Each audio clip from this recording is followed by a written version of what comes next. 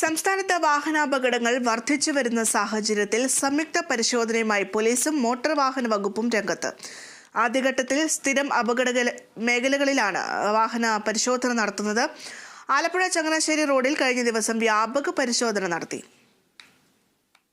ആലപ്പുഴ കളർക്കോട് ജംഗ്ഷനിൽ 6 മെഡിക്കൽ വിദ്യാർത്ഥികളുടെ ജീവൻ പൊലിഞ്ഞ അപകടവും സംസ്ഥാനത്ത് വർദ്ധിച്ചുവരുന്ന വാഹനാപകടങ്ങളുടെ പശ്ചാത്തലത്തിലുമാണ് പോലീസും മോട്ടോർ വാഹന വകുപ്പും സംയുക്തമായി 1 മാസം നീണ്ടുനിൽക്കുന്ന പരിശോധനകൾക്ക് തുടക്കം കുറിച്ചത്.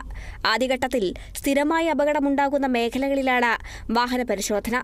മദ്യപിച്ചുള്ള വാഹനമോടിക്കൽ, അമിത വേഗത, ഡ്രൈവിംഗിനിടയിലെ മൊബൈൽ ഫോൺ ഉപയോഗം, ഹെൽമറ്റും സീറ്റ് ബെൽറ്റും ധരിക്കാതിരിക്കൽ, അടിമുടി പരിശോധനകൾ ഉണ്ടാകും. ഉറക്കമൊഴിച്ചുള്ള ഡ്രൈവിംഗിന് തടയിടാനും മറ്റു നിയമലംഘനങ്ങൾ കണ്ടെത്തുന്നതിനുമായി രാത്രികാലങ്ങളിലും പരിശോധന നടത്തും. ജപം 2024 എന്ന പേരിൽ സംഘടിപ്പിച്ചിട്ടുള്ള പരിപാടിയിലൂടെ വാഹനാപകടങ്ങൾ പരമാവധി കുറയ്ക്കുകയാണ് ലക്ഷ്യം. ബോധവൽക്കരണത്തിലൂടെ ഇത് സാധിക്കുമെന്ന പ്രതീക്ഷയാണ് അധികാരികൾക്കുള്ളത്. ഇത് ലൈറ്റ് ഡിമാൻഡ് ബ്രൈറ്റ് അടിക്കുന്നതിനുള്ള പരിശീലനം ഞങ്ങൾ കൊടുക്കുന്നുണ്ട്. രാത്രികാലങ്ങൾ ഞങ്ങൾ എടുക്കുന്നുണ്ട്. ഈ 1 മാസ കാലയളവ് ഇന്നൊരു തുടക്കമായെന്ന് മാത്രം.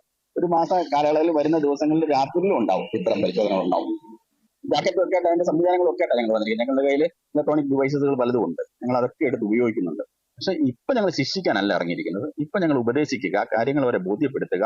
ഞങ്ങളുടെ പ്രസൻസ് MVDയും പോലീസും റോഡിലുണ്ട് എന്ന് കാട്ടുക എന്നതും കൂടിയാണ് ഞങ്ങളുടെ ഉദ്ദേശം.